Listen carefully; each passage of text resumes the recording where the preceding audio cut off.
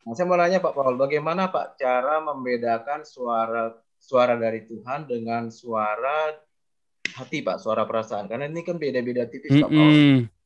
Nah, kadang-kadang kalau saya lagi di kamar mandi, biasa kadang-kadang ada suara tuh Pak. Tapi kayaknya damai sejahtera, kayak ini suara Tuhan atau suara diri sendiri. Nah, Damai, lalu damai ya, sejahtera itu apakah relatif, ya. betul? Apakah ada perbedaan Pak suara Tuhan dengan hikmat Pak Paul? Begitu kira-kira Pak Paul. Terima kasih Mm-mm. Pak Paul, Tuhan berkati Pak.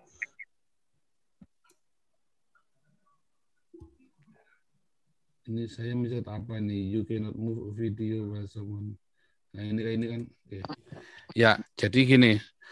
Bagaimana membedakan suara hati kita, hati nurani kita ini sangat relatif ya, hati-hati ya, dengan suara Tuhan. Nah, itu bisa membedakannya dengan pengalaman. Tetapi di awal kan kita nggak punya pengalaman kan, di awalnya. Makanya penuhi hidup kita dengan firman Tuhan. Misalnya Samuel. Samuel itu waktu dipanggil Samuel, dia langsung lari apa? Ke Imam Eli. Bapak, engkau panggil aku? Enggak. Dua kali panggil lagi, Samuel. Terus dia datang lagi. Bapak, engkau panggil aku? Enggak. Nah, terus dia bilang, terus diajarin. Lain kali, nanti kalau dipanggil lagi, kamu bilang, ya Tuhan, aku mendengar. Diajari benar. Samuel. Ya, aku mendengar. Terus diajari ngomong-ngomong. Paginya ditanyain sama Imam Eli. Artinya apa? Kita butuh mentor. Ya kan? Apabila pengetahuan Alkitab, pembacaan Alkitab kita belum banyak, jangan klaim, wah ini suara Tuhan. Banyak orang, ya ini ibu Eropa paling tahu tuh, pernah pengalaman tuh ya. Ini suara Tuhan, Betul. wah hati-hati tuh. Wah, hati-hati tuh. Ibu Eropa tuh berapa kali tuh melayani orang seperti itu tuh. Nah, terus saya bilang, Iya, benar. jadi banyak orang mendengar suara Tuhan, padahal dia tidak pernah baca Alkitab, disuruh baca Alkitab aja nggak mau coba. Saya bilang itu bukan suara Tuhan. Nah, saya bilang waktu kita diskusi, ya itu bukan suara Tuhan, confirm.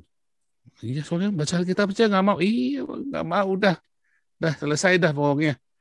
Jadi orang yang tidak rajin baca Alkitab, terus dia bilang, dengar suara Tuhan, jangan dipercaya. Kedua, selalu ada mentor. Selalu kita butuh mentor. Misalnya kayak saya ini melakukan tindakan yang gila seperti ini, saya tuh nggak sendiri ya, saya nggak ngawur, saya tuh konsultasi dulu, saya tanya dulu. Bukan berarti orang itu membackup saya, bukan, tapi saya harus nanya dulu sama yang lebih senior dari saya. Nggak asal-asalan. Nggak ada orang bisa sendirian, nggak ada one man show di dalam Alkitab, itu nggak ada. Ya selalu ada mentor yang di atasnya sampai dia bisa sendiri, dia jalan. Mentor itu bukan berarti kita didikte sama mentor itu, tapi tempat kita bertanya ya. Tempat kita bertanya. Teman-teman, rekan-rekan itu adalah tempat kita untuk apa namanya mengkoreksi, untuk saling kita. Tetapi hati-hati dengan teman-teman yang negatif. Karena kalau teman yang negatif itu langsung saya blok. Tetapi ada orang yang mengkritik untuk membangun, tak dengerin. Tapi ada orang kritik karena dia nggak ngerti nggak apa, langsung ngomel-ngomel, tak blok langsung. Saya kalau gitu-gitu saya nggak main-main, tak blok. Tetapi ada orang yang mengkritik dalam rangka mengingatkan, hati-hati loh, kamu nanti terlalu jauh. Tak dengerin. Wah, saya pernah direpotin sama satu bapak ini, ngerepotin saya banget. Tetapi saya dengarkan karena ini orang benar. Dan saya butuh kritikan itu yang dari dia. Tak dengerin, wah sampai capek panjang lebar ngomel, saya dengerin 2 jam, 3 jam tak dengerin. Karena yang dia ngomong benar. Dan saya perlu untuk dikritik. Begitu saya sama tadi ya, kalau ada agama yang tidak dikritik, itu agama nggak benar. Kalau ada hamba Tuhan yang tidak bisa dikritik, itu orang nggak benar. Nah, tetapi beda antara mengkritik dengan menghakimi. Nah, hati-hati tuh.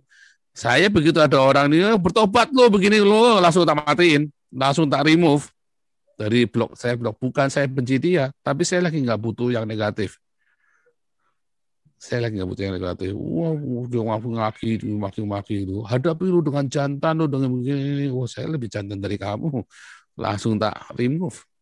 Apalagi kamu perempuan, saya laki-laki, saya jelas lebih jantan dari kamu kan. Langsung saya remove. Nah, itu hati-hati. Nah, jadi untuk mendengar suara Tuhan, kita filter.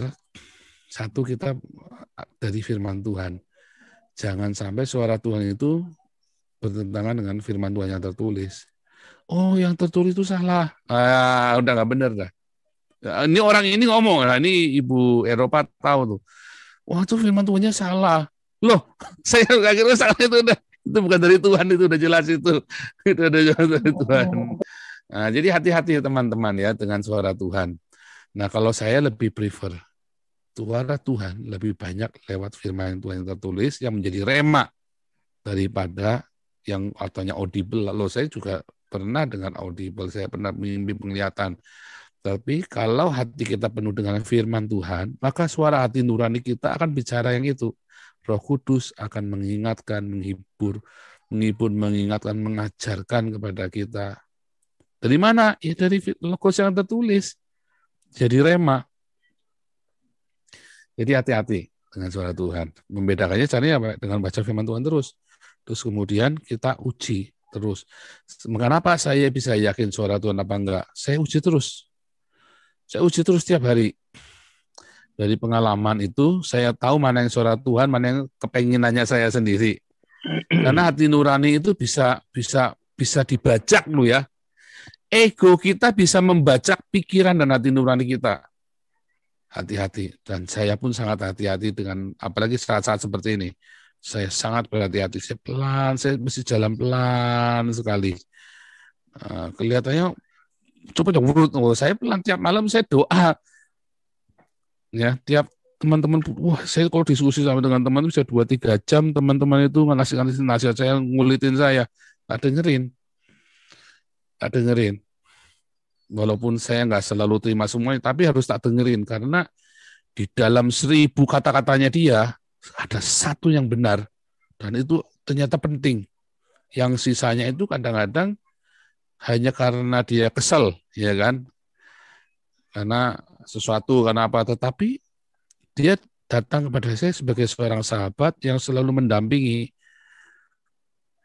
Nah, itu kita perlu seperti itu. Itulah gunanya koinonia, perhimpunan. Jangan tinggalkan perhimpunan. Tapi hati-hati, jangan perhimpunanmu isinya orang negatif semua. Aduh, itu paling pusing. Nah, jadi sebenarnya bukan bagaimana membedakan firman Tuhan, tapi bagaimana kita masuk dalam perhimpunan yang benar. Saya kira yang benar itu, Pak. Bukan membedakan suara Tuhannya dulu, Pak. Karena firman Tuhan yang tertulis itu lebih penting daripada apa yang Bapak dengar-dengar itu. Serius, saya nggak main-main. Banyak orang lebih mengutamakan, oh cara dengar suatu itu gampang, oh siapa bilang. Kalau dia tidak hidup dalam firman Tuhan, tak jamin sesat semua yang dia ngomong. Jadi hati-hati ya, lebih baik sesuai dengan tertulis. Tetapi bila kita sudah hidup di dalam kasih Tuhan, dalam rema itu nanti akan bicara sendiri. Itu Bapak nanti bisa ngerti, ini suara Tuhan. Gitu, Berarti Pak. Tidak selamanya orang itu berbicara suara Tuhan, kita harus uji juga, Pak. Wah, itu 99,99% orang yang bilang suara Tuhan itu ternyata suaranya dia sendiri. Gitu. Itu sudah hati-hati. Saya nggak menyalahkan Stephen Tong, walaupun cara dia menghakimi itu saya nggak suka ya. Tetapi yang sebenarnya dia ngomong itu ada benernya. Apa itu suara Tuhan? Lah, bukan suatu yang salah. Yang salah itu oknum itunya gitu loh. Cuma kan itu tadi masalahnya 99,99% itu oknum itu yang di gereja itu ngawur, apalagi di gereja karismatik. Udah dengar suara Tuhan, kamu harus bercerai dengan suamimu. Wah, ini udah jelas bukan suara Tuhan. Udah tuh 3 bulan kemudian dia kawin sama laki-lakinya. Waduh, suara Tuhan loh. Saya ini pendoa syafaat dipakai Tuhan. Koordinator pendoa syafaat. Ayo. Apa nggak serem itu jabatannya? Ternyata akhirnya dikawin sendiri sama dia setelah dicerai. Kan repot kan? Suara Tuhan lagi katanya. Lu buat lagi bilang. Lu buat. Buatan. Hati-hati, pokoknya hati-hati. Jadi yang paling penting yang tertulis. Firman Tuhan bilang tidak boleh bercerai. Ya udah, kalau bercerai bukan suara Tuhan. Oh, tapi ini istimewa, ini suara Tuhan memang, wah, bohong dia. Bohong dah pokoknya, udah pasti gitu ya. Jadi saya sering menghadapi yang begitu-begitu dan endingnya nanti ternyata buahnya. Nah makanya saya sendiri pun menguji diri kita sendiri. Kita pun harus menguji diri kita sendiri loh, hati-hati loh.